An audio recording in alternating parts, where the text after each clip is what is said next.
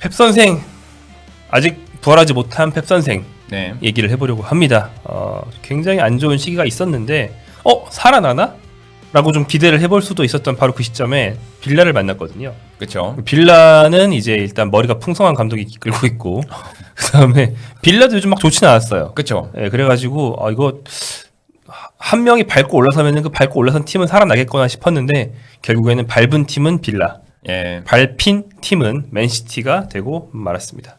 예, 결과적으로 리그에서 1대2로 맨시티가 패배를 당했고요. 최근 공식전 12경기에서 1승 2무 9패입니다. 맨시티와 펩 과르디올라 감독 모두에게 최악의 시즌이라고 할 수 있겠고요. 프랭크 램파드 감독이 이제 첼시 2기 때 기록을 했던 11경기 1승 2무 8패 기록도 뛰어넘는 조금 끔찍한 성적을 거두고 있습니다. 네, 이게 굉장히 잔인한 게 요즘엔 또 스탯이 발달하다 보니까 이렇게 안 좋은 성적이 나면 이 안 좋은 성적이 얼마나 에픽, 얼마나 역대급인지를 막 다양한 기준으로 다양한 어떤 통계 서비스에서 저희한테 보여주거든요. 그렇죠.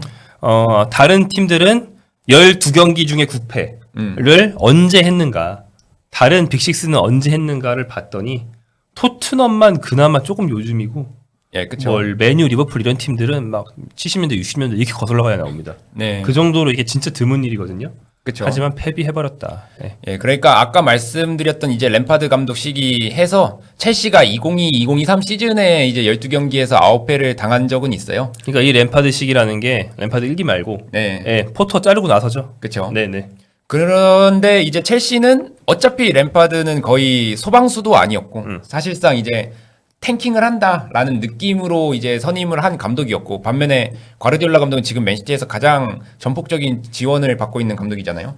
그런 차이를 봤을 때는 맨시티가 12경기 9패를 당했다. 이거는 조금 독보적으로 안 좋은 성적이다. 이렇게 그렇습니다. 얘기를 할 수 있겠습니다. 심지어 이러기 직전까지는 무패였어요. 예. 이 전까지는 무패였어. 뭐 승승패도 아니고 무패로 막 또 우승하나 막 설레발 이러고 있었는데 예. 갑자기 손바닥 뒤집듯이 리그컵에서 토트넘한테 한번 진 걸 시작으로 토트넘한테 졌다고? 이러더니 이렇게 골방에 들어가가지고 막 얻어맞기만 하니까 이제 이해가 안 되는 정도로 확 떨어졌어요. 네, 제가 말씀드린 예전 일이라는 게 그 아스날은 17년, 맨유는 61년, 리버풀은 54년 이렇게 예전으로 거슬러 가고요. 토트넘은 97-98 시즌, 그러니까 20세기입니다.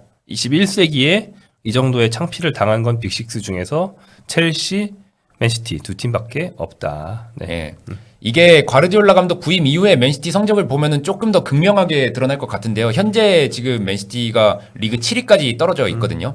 그러니까 과르디올라 감독 부임 이후에 2016-2017 시즌에 3위를 기록한 이후에는 2위 밑으로 떨어져 본 적이 없어요. 기본적으로 우승을 6번 했기 때문에 그렇기도 하고. 순위가 3, 1, 1, 2, 1, 1. 그죠? 예. 예. 그렇습니다. 네. 최근에는 프리미어리그 최초로 그 우승 4연패까지 달성을 하면서 맨시티 왕조를 구축을 했는데 이렇게 급격하게 무너졌습니다. 현재는 본머스와 빌라에도 밀려서 리그 7위까지 떨어진 상황이고요. 본머스가 메뉴를 잡으면서 또 이게 올라왔군요. 예, 네. 그렇죠. 그 마이크로원의 시즌 전 예측이 재조명되고 있습니다. 오. 예, 이때 뭐 순위는 많이 달라요. 아스널이 1위, 리버풀이 2위, 빌라 3위, 맨시티가 4위 할 것이다 라는 발언을 했었는데 순위는 다소 다르지만 맨시티의 부진을 정확히 예언을 했습니다. 그러니까 부진을 예언한 게 좀 신기한 게 뭐냐면 이런 얘기를 했더라고요. 맨시티가 승리를 놓친다면 미끄러질 수 있다. 한 번 지면 쭉 떨어진다? 예. 그러니까 이게 지금 그 상황이랑 똑같죠. 지금 12경기에서 1승 2무 9패니까. 사실 이렇게 좀 특이한 예측을 해서 맞는 해설자들 말 잘 뜯어보면은 단순한 역배충인 경우가 많거든요. 그게 많긴 한데 오원도 보면 아스날 1위, 리버풀 2위, 빌라 3위 다 안 맞는 걸 보면 그냥 역배충인 것 같은 느낌은 들지만 아무튼 맨시티가 질 거라는, 그러니까 좀 부진할 거라는 예언을 한 사람이 있었다. 이렇게 볼 수 있고, 부진 이유는 한 가지로 딱 잘라 말할 수는 없는데 그렇죠. 가장 큰 틀에서는 일단 뭐 부상이 많다. 그렇죠. 됐고요. 로드리의 시즌 아웃, 또 후뱅 디아스, 케빈 더브라이너까지 날아간 게 결국에는 로드리 앞 뒤가 다 없어진 거죠. 그렇죠. 그래서 어디 한 군데는 그래도 기둥이 되어줘야 되는데 기둥이 되어줄 수 있는 선수들이 다 부상으로 오래 빠지던지 아니면 빠졌다가 들어왔다 하면서 폼이 들쑥날쑥하던지 뭐 이런 게 좀 문제인 것 같고, 빌라전 보면 딱 나옵니다. 수비라인 높고 여전히 점유율 높고 압박의 횟수는 많고 슛도 더 많아요. 근데 이런 류의 축구를 하는 팀들은 그래서 상대보다 한 6대 4 정도로 우위를 점했다. 예. 상대보다 6대 4 정도로 슛을 많이 했다. 이런 걸로 완전 불충분합니다. 그렇죠. 예, 왜냐하면 우리가 상대를 가둬놓고 패는 상황의 슛은 효율이 좀 떨어지고 예. 상대가 역습으로 만드는 슛은 하나하나가 더 비치명적이기 때문에 슛당 XG는 상대 팀이 더 높아지거든요. 득점 확률도 높아지고요. 예. 그래서 가둬놓고 패는 팀들은 진짜 잘 가둬놓고 역습을 거의 경기마다 한두 번밖에 안 맞는다라는 생각을 해야 됩니다. 근데 보면 빌라의 득점 장면을 보면 중앙으로 패스가 통과해서 예. 측면을 쓰는 것도 아니고 중앙 속공을 통해서 실점을 합니다. 맨시티가. 맞아요. 예, 그러니까 상대가 빌드업을 할 때 압박이 좀 느슨해요. 예. 붙는 척은 하지만 타이트하게 붙지 않고 공이 한번 살아나오면 바로 실점. 뭐 이런 식 굉장히 라인만 높고 압박이 똑바로 안 되는 그런 아쉬운 모습들을 볼 수 있고 둘째로는 상대를 가둬놓고 팬다. 그럴 때 결국에는 패스만으로 한계가 있기 때문에 측면으로 공을 보내야 됩니다. 예. 그럼 측면에 있는 윙어가 아이소를 해서 뚫어주던지 그렇죠. 둘째는 맨시티가 트래블할 때처럼 측면에 있는 윙어가 상대의 수비를 한 2명 정도 자기한테 유인하고 중앙으로 주면서 공간을 만들어주던지 그때는 그릴리시가 돌파 성공은 못해도 그걸 되게 잘해서 팀 내 기여도가 높았어요. 그렇죠. 근데 이번 경기 그릴리시 보면 진짜 와 이럴 수가 있나 싶을 정도로 드리블 치는 신용하다가 백패스 예. 드리블 치는 신용하다가 백패스 이거 진짜 이 횟수가 너무 많아요. 그래서 이건 좀 어려운 경기가 될 수밖에 없었다.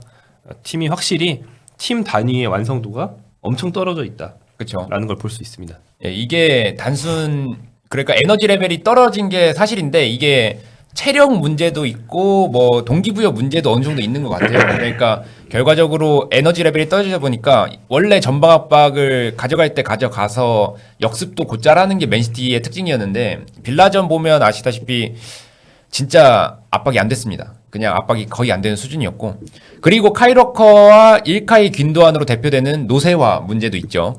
그래서 이런 노세화의 적절한 대응 그러니까 한마디로 말하면 리빌딩에 실패를 했다. 이렇게 보여지고 최근 영입생 중에서는 그바르디올 정도를 제외하면은 뚜렷한 성공작이 없습니다. 그래서 그바르디올도 지난 시즌은 막 너무 잘해가지고 네. 그바르디올 특기 뭘까요? 오른발 중거리 슛이요. 뭐? 이상한 것까지 잘해서 예. 진짜 너무 완벽한 서비스를 데려왔다 싶었지만 이번 시즌은 그러니까 저런 게 기둥이 없으니까 그렇죠. 팀의 침체에 휩쓸려서 그바르디올도 상당히 못하고 있어요. 예, 이날도 전반 초반에 진짜 치명적인 패스 미스 한번 했거든요. 다행히 뭐 그렇게 되긴 했는데 그 정도로 지금 그바르디올도 안 좋습니다. 그래도 최근 영입생들 중에서는 그나마 낫습니다. 그 정도로 이제 맨시티가 무너지고 있다 이런 걸 보여주고 있고요. 한 개 더 얘기를 하자면은 혼란이 침묵을 하고 있죠. 엘링 혼란이 미켈 아르테타 감독한테 겸손해라. Be humble. 예. 말한 이후에 자신이 겸손해졌습니다. 예. 그래서 리그 12경기에서 3골 1도움. 이거는 엘링 혼란 기준으로는 대단한 부진이거든요. 최악이고 예. 이렇게 다른 선수들이 3골 1도움 해도 앞에서 열심히 비벼 주시잖아. 한 잔 해. 예. 팀 플레이 많이 해주시잖아. 한 잔 해. 이럴 수 있는데 혼란은 그러지 않거든요. 그렇죠. 이날은 바로 전 경기를 쉬어가지고 혼란이 열심히 뛰었는데 혼란이 애초에 스타일상 아무리 열심히 뛰어도 한계가 있습니다. 혼란이 열심히 뛴다고 해서 뭐 질라탄까지 안 가도 돼. 뭐 한 잘할 때 뭐 반니스텔로이처럼 예. 앞에서 누구랑 이렇게 비비면서 볼키핑하고 침투하는 동료한테 막 원터치 패스로 스루 패스하고 이게 아니잖아요. 예. 혼란은 내려와서 연계를 하고 다시 돌아가고 열심히 하더라도 패스 자체가 창의적이지 않기 때문에 한계가 있어요. 빌라전 제가 이거 기사 쓰려고 준비하고 있었는데 경기 보면서 80분 즈음까지 슛 0회였어요. 막판에 한 개 해가지고 슛 한 개로 제목이 좀 재미없어지긴 했는데 예. 아무튼 슛 한 개 했습니다. 예. 예, 그러다 보니까 지금 전반적으로 맨시티가 한 포지션이 아니라 모든 포지션에서 지금 선수들이 동반 부진에 빠지면서 또 핵심 선수들은 부상에 빠지면서 맨시티가 계속해서 흔들리고 있다. 이렇게 볼 수 있겠고요. 결과적으로는 뭐 맨시티가 지금 이 위기를 헤쳐나가는 거는 힘들어 보이기까지 합니다. 네. 예. 퍼거슨이 문득 대단하게 느껴지네. 라고 예. 하셨군요. 그렇죠. 사실 과르디올라 감독과 이 알렉스 퍼거슨 경의 역대 최고 감독 누구냐라는 논쟁은 한동안 뜨거운 이제 이슈였는데 뭐 이를테면 이런 거죠. 뭐 리빌딩, 장기 집권, 예. 뭐 이런 거에서는 이제 퍼거슨이 위다. 누적의 퍼거슨이다. 그렇죠. 반면에 과르디올라는 맡은 기간 동안에 빈도나 예. 부진한 적이 퍼거슨보다 훨씬 적다. 그러니까 맡은 기간 동안의 지배력 그렇죠. 더 짧더라도 이것은 펩이 역대 1위다. 그 다음에 트래블도 결국엔 따라잡아가지고 퍼거슨의 최대 뭐 업적을 따라잡았다. 예. 뭐 이런 근거들이 있는데 저점이 퍼거슨보다 훨씬 아래다. 이래버리면 이제 사실 말이 안 되는 거죠. 그쵸. 게임이 안 되죠. 예. 이게 고점만큼 중요한 게 저점인데 지금 상황에서는 과르디올라 감독이 역대급 적점을 찍을 것 같으니까 다시 한번 그래도 퍼거슨 감독이 감독이라는 총체적인 능력을 놓고 봤을 때는 과르디올라보다 조금 더 뛰어나지 않느냐라는 의견들이 다시금 네. 나오고 있습니다. PL에서 저 바로 아래에 있는 사람들이 뭐 벵거, 클롭 이런 사람들인데 예. 그들이 또 저점이 낮다는 거. 그러니까 퍼거슨보다 벵거의 저점이 더 낮고 그렇죠. 물론 벵거는 되게 오랫동안 4위 수성을 했지만 클롭도 더 떨어진 적이 있죠. 그렇죠. 그러니까 이들의 저점이 낮다는 게 이제 과르디올라가 그들보다 위에 있는 근거 중에 하나였는데 지원은 여전히 빵빵하게 받고 있으면서 저점이 낮다. 이게 좀 이번 시즌 상당히 아쉬운 점이고요. 네. 예, 그래서 이게 맨시티가 최악의 성적을 거두면서 퍼거슨 감독이 맨유에서 이룩한 이제 치세가 재조명되고 있는데 퍼거슨 감독은 프리미어리그 창설 이후에 1992-1993 시즌 그러니까 첫 시즌이죠. 첫 시즌 우승을 시작으로 우승만 13번 기록을 했고요. 이 기간 동안 리빌딩이 당연히 있었겠죠.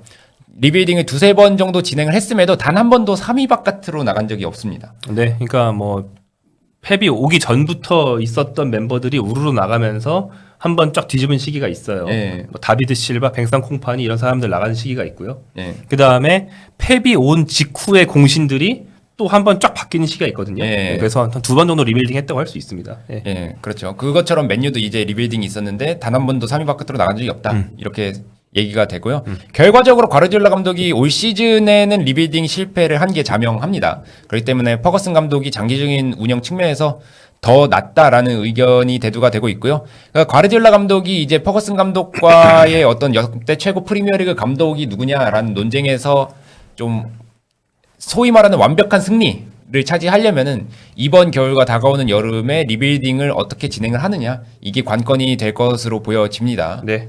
관점의 차이인데 아다르고 어다르다고도 할 수 있고 네, 프리미어리그 역대 최고가 누구냐 이러면 이제 리그 업적을 고려하니까 자꾸 이제 퍼거슨으로 확실히 가게 되지만 네, 근데 그냥 감독 역사상 전 세계 감독 역사상 누가 더 위냐 이래버리면 이제 펩이 위일 경우가 상당히 많거든요. 그렇죠. 그죠? 이게 김희중 생각은 어때요? 그런 관점으로 보면은 펩이 위에요, 아니면은 퍼기가 위에요?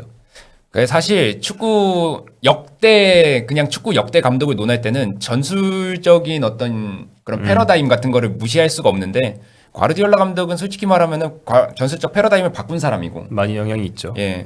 반면 퍼거슨 감독은 그런 전술적인 패러다임이 변할 때 가장 기민하게 대처하는 감독이었고 그렇죠. 남의 거 받는 사람이죠. 예. 그러다 보니까 과르디올라 감독이 우위에 있을 수밖에 없지 않나. 그냥 축구 역대 감독을 예, 뭐 저도 뭐 비슷한 의견입니다. 네. 근데 이제 결국에는 퍼거슨 감독이 리빌딩을 여러 번 했다고 했는데 리빌딩을 할 때마다 예. 리빌딩이라는 게 애초에 부진한 시기가 조금 있으니까 그런 말을 쓰는 거거든요. 그렇죠. 리빌딩을 했는데 스무스하게 1위 했는데 그 사이 리빌딩이 껴있고 이런 사람은 진짜 드물어요. 맞죠. 오히려 펩이 이제까지 그렇게 해왔어요. 예. 네. 리빌딩을 해도 한 3경기 정도 부진하다가 살아나. 한 시즌이 아니고 뭐 예. 이런 식인데 퍼거슨도 보면은 사실 리빌딩 시기에 상당히 고생한 적이 많습니다. 그렇죠. 사실 박지성 선수가 있을 때도 리빌딩 시기가 껴있었고요. 박지성 초반에. 네. 근데 그럴 때 뭐 우리가 흔히 요즘 인터넷에서 자꾸 재평가되는 짤, 뭐 캐릭 센터백, 하파엘 파비우 좌우 윙어, 그렇죠. 뭐 그런 거 있잖아요. 예. 예, 박지성 수비수. 예. 뭐 근데 이제 5원 해트트릭으로 뭐 이기고 뭐 이런 거 있잖아요. 예. 오셔 뭐 땜빵 왔다 갔다 하고 예. 그럴 때 3위 아래로 안 떨어졌다는 거죠. 그렇죠. 예. 그런 게 이제 대단하다는 건데 펩이 이번 시즌 결국에 끌어올려서 4위 이내로만 끝내면 저는 뭐 이번 시즌 가지고 실패가 어쩌니 할 수는 없다고 생각하거든요. 결론적으로 4위 안에 들면은 근데 만약에 5위 예. 이하로 끝난다? 그러니까 이번 시즌이 성공이라는 게 아니고 펩의 커리어에서 약간의 오명이지 큰 예. 오명 아니라고 생각하는데 5위 이하로 끝난다? 이거는 커리어의 오명이 된다고 생각합니다. 저는. 그렇죠. 벵거도 그건 방어했다. 쉽게 말해서. 예. 네, 벵거도 경기장 지으면서 그거 정도는 방어했다.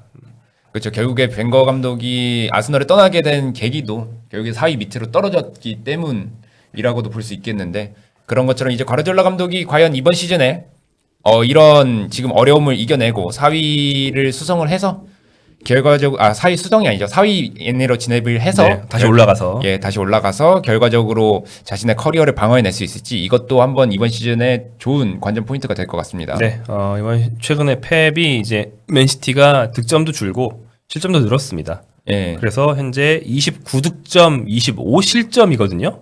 0점대 수비율이 방어율이 아니라니. 다득점 순위로 보면 토트넘 1위고 둘, 셋, 넷, 다섯, 여섯. 맨시티가 6위입니다. 다득점 6위. 네. 다 저실점으로 보면 리버풀이 1위고요. 9, 10, 11, 11위. 공동 10위. 예. 다 실점 공동 10위예요. 토트넘이랑 실점이 같아. 와, 진짜 많이 먹고 있습니다. 그래서 골 득실 순위로 보면 공동 7위 예. 노팅엄과 같습니다. 그러니까 결국에는 플러스 4 같은 골 득실로 좋은 성적을 낼 줄 아는 건 1대0 잘하는 누누 같은 사람이고 그렇죠. 예, 둘이 골 득실이 같은데 노팅엄은 4위, 맨시티는 7위. 승점이 노팅엄이 4점 더 앞선다 이거죠. 펩은 경기력이 말렸을 때 경기력 안 좋아도 이기는데 이걸 사실 해본 적이 없다는 거죠. 예. 결국에는 뭐 포스트콜로 감독 얘기를 우리가 많이 하지만 플랜 B 하는데 네. 사실 플랜 B가 진짜 필요한 건 맨시티일 수도 있긴 하거든요. 그렇죠. 예, 펩이 우리 경기력 좋은데 진 거야라는 말을 하는 것도 한두 번이지. 예. 이런 일이 반복되면 그 경기 내내는 아니더라도 이를테면 요 바로 전 경기 메뉴전 패배 같은 것처럼 한 70 몇 분인데 앞서고 있다? 그럴 때는 잠근다든지 예, 센터백 막 6명 이렇게 한다든지 이런 거를 해볼 필요도 있어요. 네, 저는 뭐 전면적으로 펩의 철학을 갖다 버리는 건 말이 안 된다고 생각하지만 부분적으로 운영에 있어서 네. 이 시간대는 조금 수비적으로 한다든지 뭐 이런 거는 좀 섞어야 안 그러면 이 팀의 떨어진 에너지 레벨이 펩의 축구를 견디지 못한다라고 생각합니다. 네. 자 이렇게 펩의 부진, 맨시티의 부진에 대해서 얘기해 봤고요. 이래가지고 프리미어리그가 좀 재밌어진 측면이 뭐 있긴 합니다. 뭐 굉장히 혼란스러운 리그가 됐고요. 그렇죠. 그렇긴 한데 하지만 계속 떨어지기만 해서는 뭐 사실 저렇같이 제3자가 보는 입장에서 재미없거든요. 부활도 하고 이래야 또 재밌습니다. 그렇죠. 펩 같은 사람이 어떤 답을 내놓는지를 보고 그걸 탐구하는 게 또 굉장히 재미이기 때문에 답을 내놓지 못하고 그냥 쓰러진다? 솔직히 재미가 별로 없어요. 예. 네, 저희 재미를 위해서라도 한 번은 부활해 주길 바라는 게 제3자의 입장입니다. 앞으로 맨시티 어떻게 해나갈지 재밌게 좀 지켜보도록 하겠습니다.